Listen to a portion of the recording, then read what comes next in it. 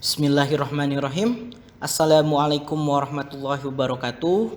Selamat pagi Ananda kelas 8. Hari ini kita akan membahas tentang pembaca efektif. Nah, sebelum kita mengetahui lebih lanjut tentang pembaca efektif, kita harus mengetahui terlebih dahulu manfaat dari membaca. Sehari-hari kita tentu saja membaca. Ada peribahasa yang mengatakan, kamu mengenal dunia dengan membaca. Dunia mengenalmu dengan cara menulis. Jadi, jika kita ingin mengetahui berbagai kejadian atau hal menarik atau bahkan ilmu, maka kita harus membaca. Dan membaca efektif di sini adalah salah satu cara bagaimana kita mendapatkan informasi atau ilmu dengan waktu yang efektif. Nah, kata efektif di sini menandakan bahwa kita, misalkan jika kita memiliki waktu sebentar, tetapi kita harus memahami informasi, tetapi bacaannya yang sangat banyak. Nah, kita harus membaca efektif di sini sangat diperlukan agar kita mampu memahami bacaan yang banyak dengan waktu yang relatif sedikit.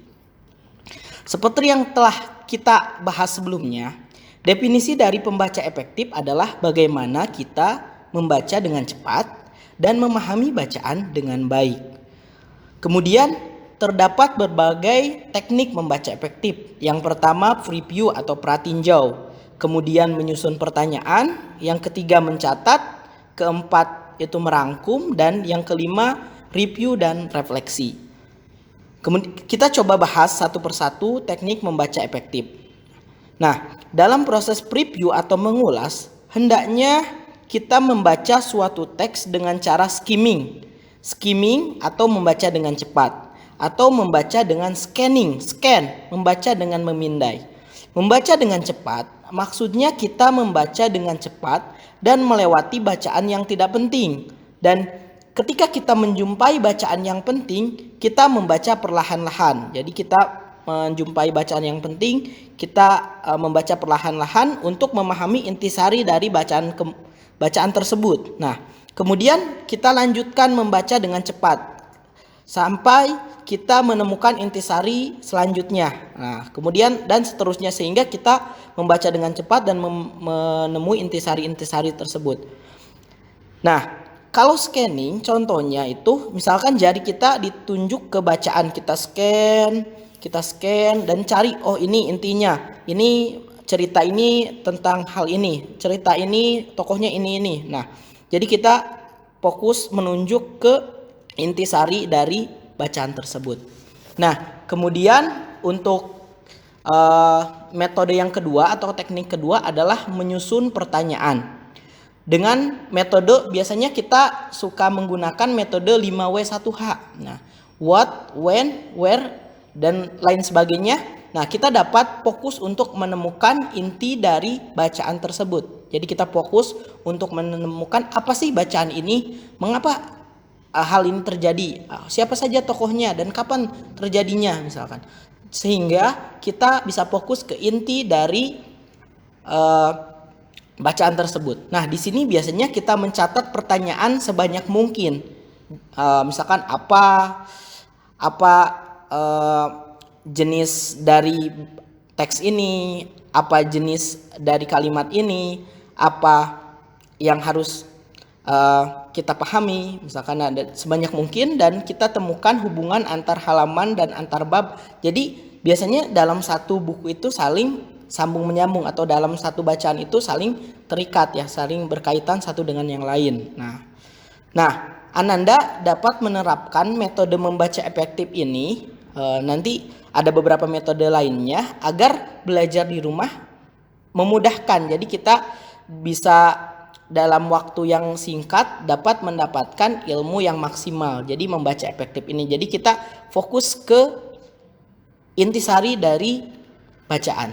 Nah, kemudian metode yang ketiga adalah mencatat. Nah, Bapak ingin bertanya, lebih mudah mana mengingat sesuatu dari bacaan? Yang satu membaca saja, yang satu membaca lalu mencatatnya.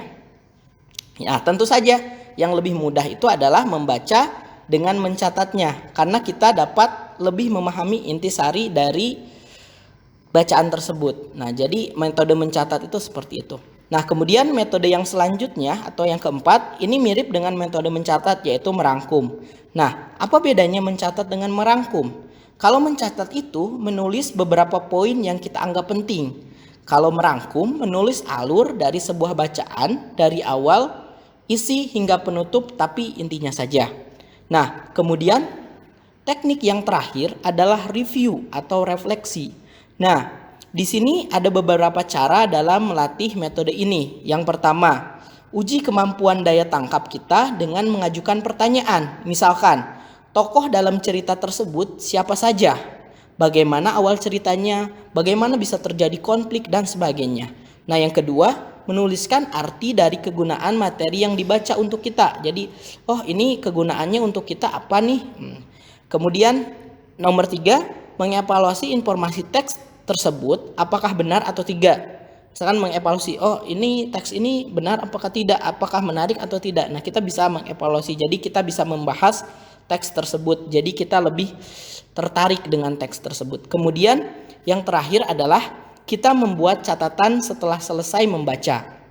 Nah, membuat catatan setelah membaca tanpa melihat buku akan memudahkan kita memahami. Jadi kita sudah sejauh mana memahami bacaan tersebut. Nah, alhamdulillah kita telah sampai di akhir materi. Hal yang paling penting dalam membaca adalah fokus. Seperti contoh di gambar, lup saja dapat membakar kertas, daun atau daun kering jika kita fokuskan. Apalagi pikiran manusia, jika kita fokus dalam membaca, ilmu apa saja yang kita pelajari pasti bisa kita pelajari ya. Nah, sekian dari Bapak. Nanti akan ada tugas yang harus kalian kerjakan seperti biasa. Nanti tolong kalau ada yang tidak dipahami boleh ditanyakan ke pengampunya masing-masing. Wabillahi taufiq wal hidayah. Wassalamualaikum warahmatullahi wabarakatuh.